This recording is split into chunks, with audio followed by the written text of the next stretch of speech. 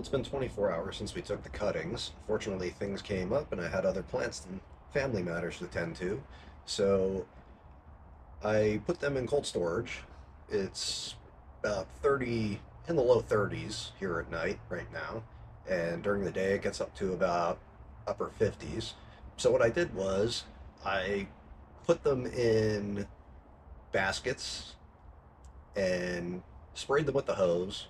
And then I covered them in plastic, the big pile, just threw plastic over the top, left the ground a little wet. The smaller ones I put inside garbage bags, sprayed them so they were damp, and just covered them up and kept them in the shade. What that does is it mimics keeping them in the refrigerator. Basically, they don't lose any moisture, they go to sleep, and they don't expel any energy, and they stay fresh. And you could probably keep them this way for quite a few months, especially if you live in a colder area. I would assume you probably wouldn't want them to freeze, but near freezing temperatures are probably perfect. Anywhere in the 30s to the 40s, they'd probably last a long time as long as they didn't dry out or get hit with direct sunlight. So next, I'm going to show you how I get these big cuttings to root and what I use. We're going to get started with this big cutting right here. It's about as long as my elbow to my fingertips, and this way is up. I could tell because it's got the growth. With fig cuttings, it really doesn't matter which way you plant them. I planted them upside down. They root out just fine. Branches still come out. They still grow. I would assume, if you can keep it upright, not a bad idea. But let's get started with this guy. I'll show you exactly what I do. So what we're going to start by doing is we're going to take a knife, pretty sharp knife, and we're just going to scrape the bottom just till you get to the cambium layer. It's that green layer directly underneath the bark. We're going to do that in about 4 spots, trying not to go through it all the way to the white. Just want to expose some of that green. Don't know if this is actually necessary. A lot of people do it. Seems to be the norm. So it couldn't hurt, but that's basically what it's going to look like. 4 spots, scratch down. Next, we're going to dip it in some rooting hormone. Just powdered rooting hormone. Dip that in there. We're going to take the knife. We're going to knock some off. You don't need a lot on there, just enough to give it a light dusting. The next step, we're going to take one of these plastic bags. I think it's a 16-inch bag, deep, 16-inch deep. And it's probably about 6 inches wide. And we're going to fill that up with dirt. I'm going to take this bag here, and we're going to fill it up. Maybe about a quarter of the way. Tap it a little bit on the bottom of the wheelbarrow here. Get the dirt to settle down. What we're looking to do is we're looking to get this cutting about 2/3 of the way down, and then we're going to cover it with soil. So we're going to stab him in there like that. I'm just going to fill this up.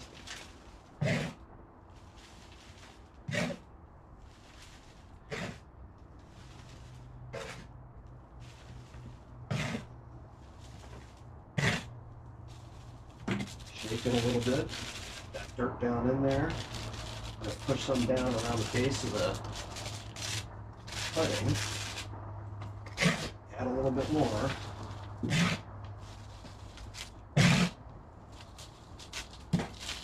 Shake to get all down the cutting. Push it down just a little bit more. I think we can still add a little bit in there.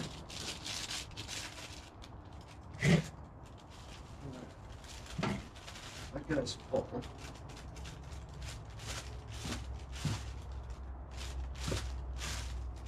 Dancing around on the bottom there, so it stands up.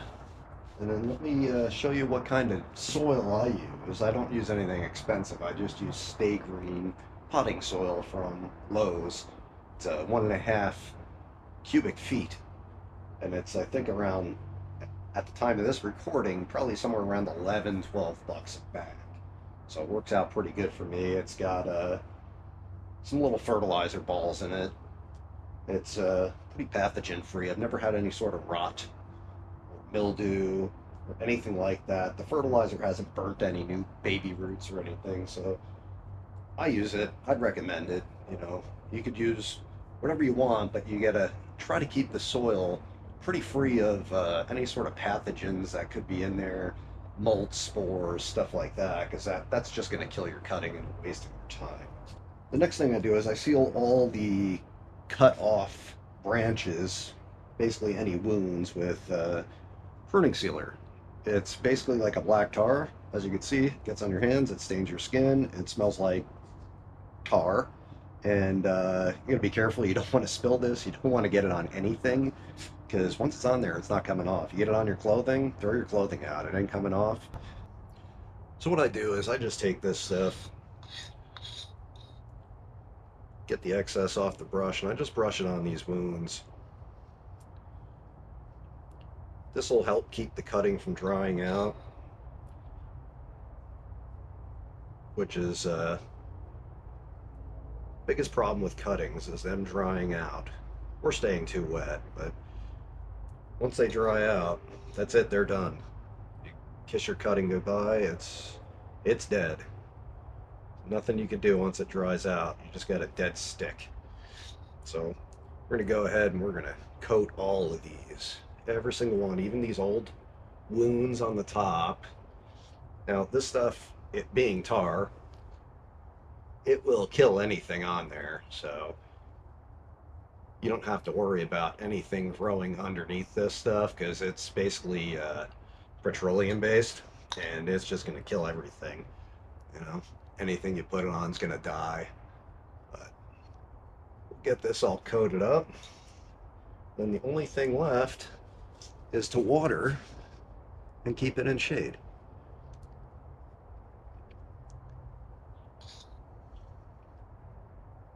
And you can go right over, if there's any dirt on there from when you filled it up, it's no big deal. You can just brush it right on over there. It'll be perfectly fine. You don't have to go too far around either. This stuff, it stinks. It'll dry in about 24 hours.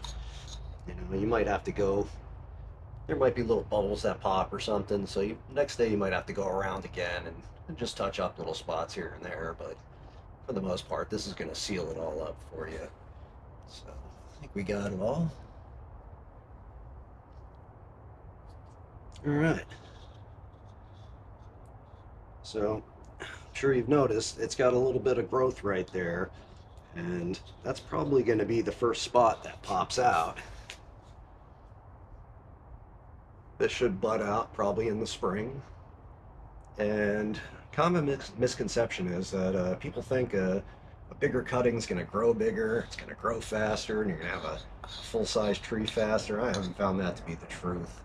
To be quite honest, big cuttings, little cuttings, they all seem to grow at the same rate. So, you know, this guy, by the end of next summer, being in a smaller bag, it'll probably be maybe 1.5 feet, 2 feet taller than it is right now. But it's not going to get gigantic. Figs do not grow in pots. They grow in the ground very well. They do not grow in pots very well. So no matter what size pot you give these guys, they just don't seem to want to get very big. They stay very bonsai-like, which is, it's fine if that's what you're going for, but you're not going to have a big crop. So, you know, if you're just looking for 2 or 3 figs a year, you can grow them in a pot. You'll probably be okay. But if you're looking for, you know, 500, 1,000, 2,000 figs every season, you know, these guys get 2, sometimes 3 crops a year. So they get a summer crop around July, like I've stated before. Sometimes they'll get a fall crop, which is usually right around now, beginning of December. And then you get some hangers on, they call them Reba. And those you could harvest, they get very big. They're not very tasty, but they do get very big, like the size of a tennis ball. And those you could usually pick early in the spring if the birds don't get to them. All right, so when we water these guys for the first time, you can see I've done a couple already. What we want to do is we want to water them till the water starts coming out of the holes in the bottom of the bag, and then we'll wait about 5-10 minutes, and then we're going to water them again. Because soil is, especially potting soil, it becomes very hydrophobic. So when you water it, it's not going to want to absorb all that water right away. It's going to run out. But once you get that potting soil moist, then you can water it again. And then it'll really suck up all that moisture. And these guys, being right now, they're going to be outdoors. They're not going inside. They're going to stay outside and brood outside. So, like I said, nighttime temperatures dip down into the 30s, and daytime somewhere around 50, 60 degrees. So we're going to keep shade cloth over these guys. We're going to keep them in the shade. We're going to keep them moist. They'll probably need about maybe once or twice a week light watering just to keep them moist. And they should root out very quickly.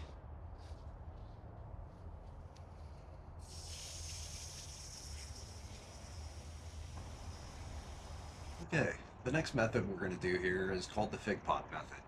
It's called the fig pot because it looks like a lollipop when you're done. You got a bag with dirt in it and a stick hanging out the bottom, but we're going to put them upside down.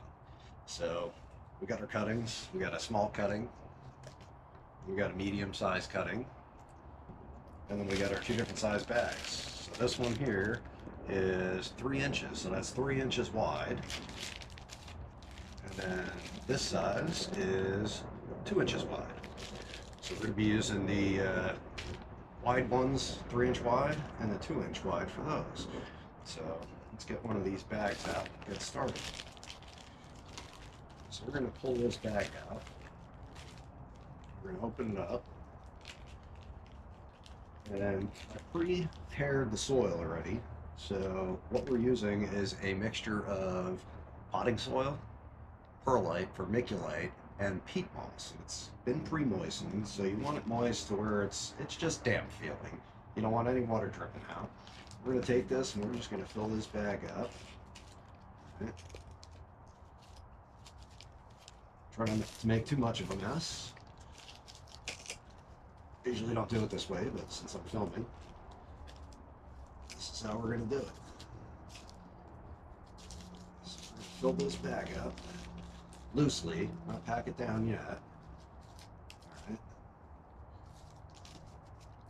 This all the way to the top.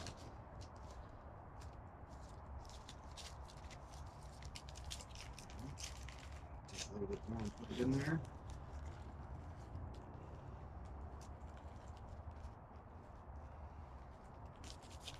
Alright. Now, we're going to take our cutting, and just like we did with the big one, we're going to put some slits in the bottom, expose that green cambium layer, just like that, 4 spots. We're going to dip the end in the rooting hormone. I'm going to bang that off. You don't need that much. It's just got to get absorbed a little bit, tell the cutting to start putting out roots. And we're going to take this guy, and we're going to stab him in, well, actually, let me show you before we stab it in. We're going to stab him in probably about that far. Alright, so we're going to get this guy down in there, working down. You don't need much. Alright. I always like to go a little bit deeper, because the next step, we're going to take this guy and we're going to try to pack that soil down. Alright. It's pretty packed. Right. Now we're going to take this. I just use regular yarn because it's super cheap. You get a whole roll for next to nothing at Walmart or wherever you like to shop. We're going to tie this guy right around the base, right where the soil meets the cutting. We're going to tie it nice and tight, and that's going to seal in all the moisture. And it's going to keep any bugs from getting in there, so you don't wind up with soil gnats and stuff like that. And then we're just going to trim this top part off here, the zipper part. Get it tucked in there and get some better scissors for the next video. We're just going to cut this guy off.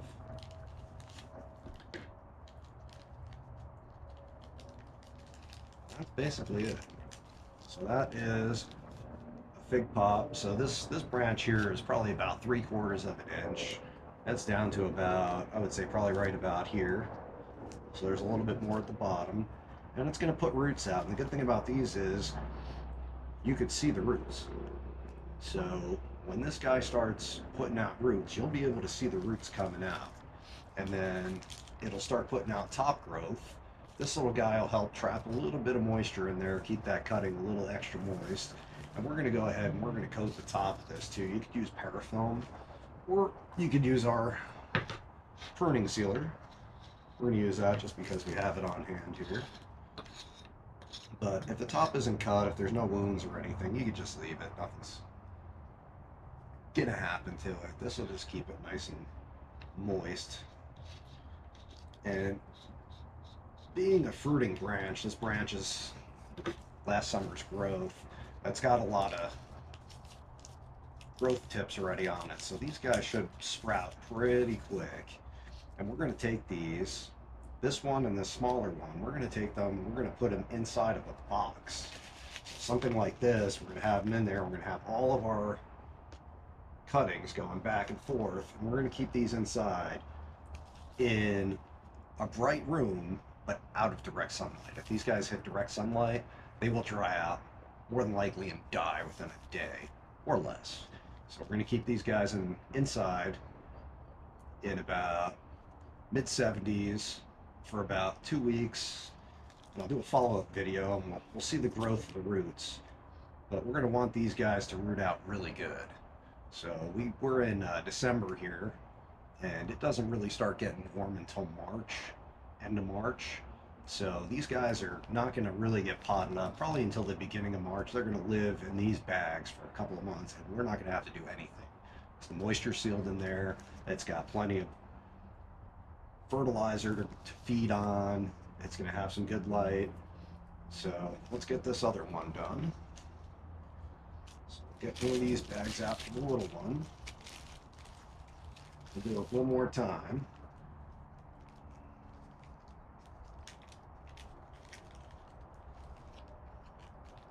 The little ones are a little bit harder getting the dirt in.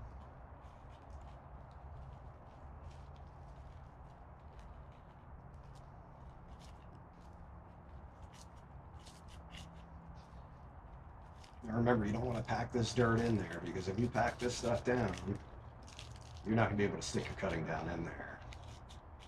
And if you put your cutting in there and then try to fill it up with dirt, there's just not enough room to get any dirt in there. So, let's get this guy filled up. I like to fill them up to the top, just give them a little shake to work it down there, not pack it in.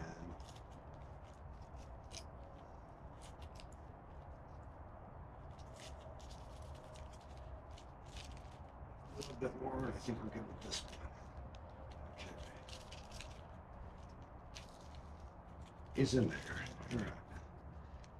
Now we're going to take this guy, and he's going to go down probably to about here, right to this node here.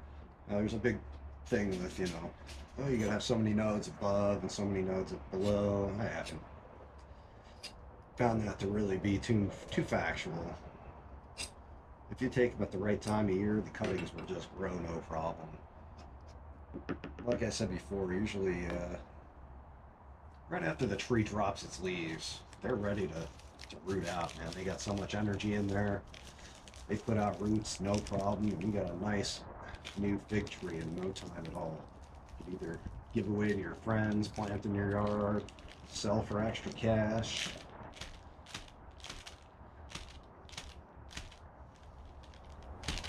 You get this guy tamped down, get him pretty smooth. You could kind of feel it.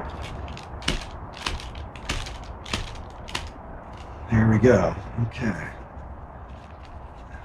And then here, get this guy wrapped around, tighten the knot right at that low level. You can pull pretty tight because this string does have a tendency to loosen back up. And that's it. And we're going to cut it.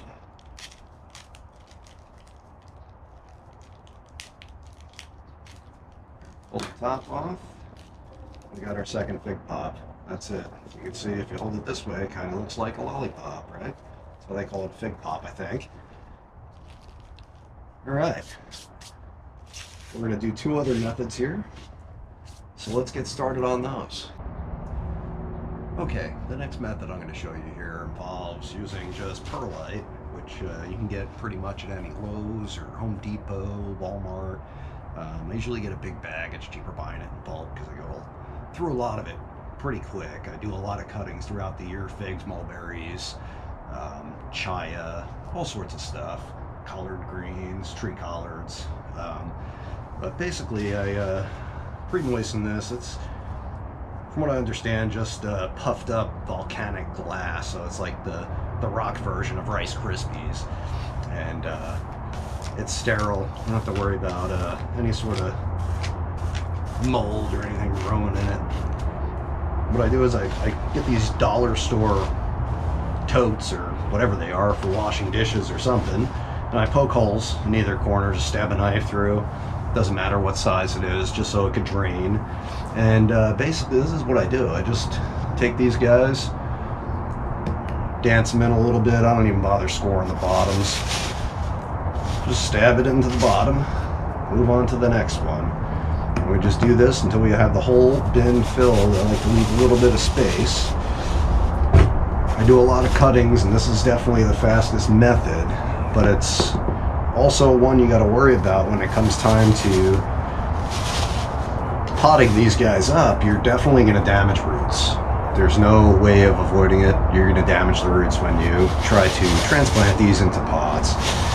So you may set your plants back a month, but I've noticed the biggest thing is not jumping the gun and letting these guys really develop a lot of roots and top growth, since you can't really see the roots growing because they're underneath all this perlite. You know, just let them go until you got some really, really vigorous growth on the top, and then when you're ready, what I usually do is just take the whole bin, I dump it out, and try to untangle the roots and get them potted up, and that usually works out great.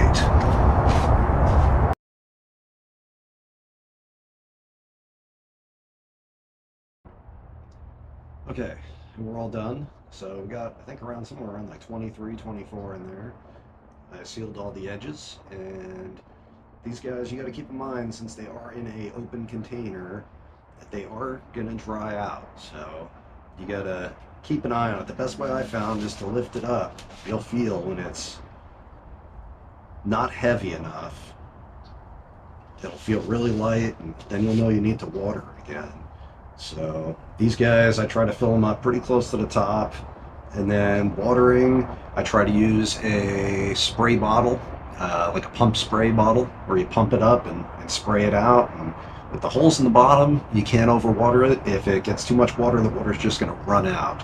But you could also keep it too moist, and you could actually rot the bottoms of your cuttings. So I would say, you know, use your best judgment. Try to avoid water dripping out of the bottom all the time. You know, after you water for, you know, 15, 20 minutes is okay, but, you know, depending on the type of room, or, you know, if you have it outside, inside, wherever you keep it, you know, it's going to change how much it needs watering. If it's humid and hot, it's probably not going to need as much. If it's dry and hot, it's going to need a lot more watering. Again, keep these guys out of any direct sunlight. They will dry out, they will die very quickly on you. So let's get to the final method. All right, guys, this is my last method, and I promise to teach you. So we got these little sprigs. Here's one here, here's another one here. These guys broke off. They're teeny tiny. Everyone thinks, oh, they're just garbage, I'll throw them away. You don't have to. You can root them. So I just take them, I drop them in a glass of water. That one's a little floaty, but dump a little bit out. Just got to change the water, you know, like every other day or so. And I usually keep these guys in a nice bright sunny window. Since they're in water, they could take the full sun. I wouldn't let them overheat, but you know, I keep them in a window that on sunny days it gets sun all day. And so just to show you, this fig right here, this is from the same tree. This is from last year. This is one I didn't sell over the summer. It started out life as one of these guys. You can see there's no cutting or anything. It was just one of these guys, rooted out. And so this was this time in 2021, and it's now 2022. So this is 1 year old. This guy grew all summer outside. They started to lose his leaves because of the colder temperatures and the frost we've had the past 2 nights. But he's doing great. So as you can see, it's in a grow bag. I make these grow bags. They're made out of weed barrier and UV resistant garden thread, and it's great for potted plants, being you can't overwater them unless you water them nonstop all day. The water drains right through the sides. It allows air to go into the soil and penetrate the soil. It air prunes the roots, so when the roots grow to the side of the bag, they dry out and they don't grow anymore, and the plant puts out more roots and more roots and more roots, so it fills the whole bag with roots. So you get a really healthy plant this way. And the great thing is, when you buy one of these from me, you could take this and you could plant the whole thing in the ground. The roots will grow right through this bag once it's planted in the soil. And you can see the roots on the bottom here, where it's been wet, they've grown through. But on the sides, there's no roots popping out because they air prune. So this guy here, I got about 7 or 8 of these left from last year that I just didn't sell because I had hundreds of them, and I sold hundreds of them. So if you're interested, you could give me a call or contact me through YouTube in the question section down below, and be more than happy to sell you one. And if you guys have any more questions, please post your comments at the bottom. Questions, if you have any sort of ideas or whatever, I'd love to hear them. Again, this is Kurt from Edibles and Exotics in Sunny Mesa, Arizona. And I look forward to seeing you guys in the next video.